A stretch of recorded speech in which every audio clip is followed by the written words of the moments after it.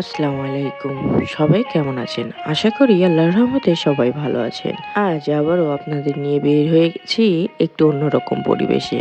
মাখালডাঙ্গা মাঠের অপরূপ সুন্দর দৃশ্য দেখতে। বন্ধুরা, সত্যি বলতে কি শীতের সময় মাঠে আসলে একটা ভিন্নই অনুভূতি কাজ করে।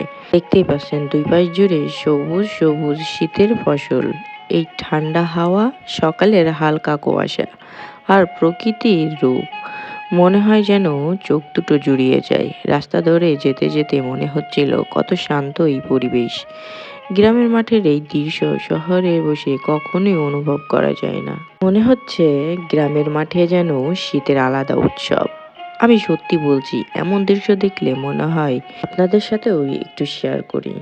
আপনারা জানেন, আমি যখনই ক্যামেরা হাতে বের হই চেষ্টা করি আপনাদের নতুন নতুন জায়গা দেখাতে। হয়তো আপনারা ব্যস্ত থাকেন, সময় পান না কোথাও যাওয়ার। তাই আমার ছোট্ট এই ব্লগের মাধ্যমে অন্তত আপনাদের কিছুটা সৌন্দর্য মুহূর্ত উপহার দিতে। প্রকৃতির এই শীতের রূপ, কৃষকদের পরিশ্রম, সবজির সমারোহ, এটাই যেন আমাদের দেশকে আরো সুন্দর করে তোলে।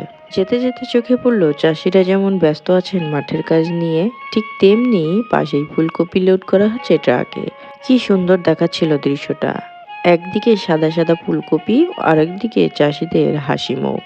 আরেকটা বিষয় না বললেই নয়, আপনারা যারা আমার ভিডিও দেখেন, লাইক দেন, কমেন্ট করেন, সত্যি বলছি আপনাদের ভালোবাসায় আমাকে প্রতিদিনই নতুন কিছু দেখাতে উৎসাহিত করে। আপনাদের জন্যই আমি এত দূরে দূরে জায়গায় গিয়ে ভিডিও করার চেষ্টা করি। যতটুকুই পারি নিজের মতো করে আপনাদের সুন্দর কিছু দেখানোর চেষ্টা করি। আজকের এই মাখালডাঙ্গা মাঠে এসে সত্যি আমার মনটা অনেক ভালো হয়ে গেছে। শীতের সবজি, কুয়াশার মাঠের খোলা হাওয়া, সব মিলিয়েই সত্যি অসাধারণ পরিবেশ। আপনারাও নিশ্চয়ই দেখে ভালো লেগেছে। আর সবচেয়ে গুরুত্বপূর্ণ কথা, ভিডিওটি একটু না টেনে সম্পূর্ণ দেখে যাবেন, কারণ প্রতিটা মুহূর্তেই শীতের গ্রামের সৌন্দর্য লুকিয়ে আছে।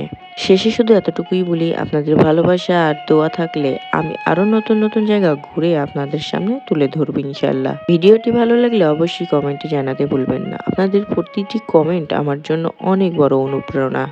আজকের মতো ভিডিওটি এই পর্যন্তই। সবাই ভালো থাকবেন, সুস্থ থাকবেন। আল্লাহ হাফেজ।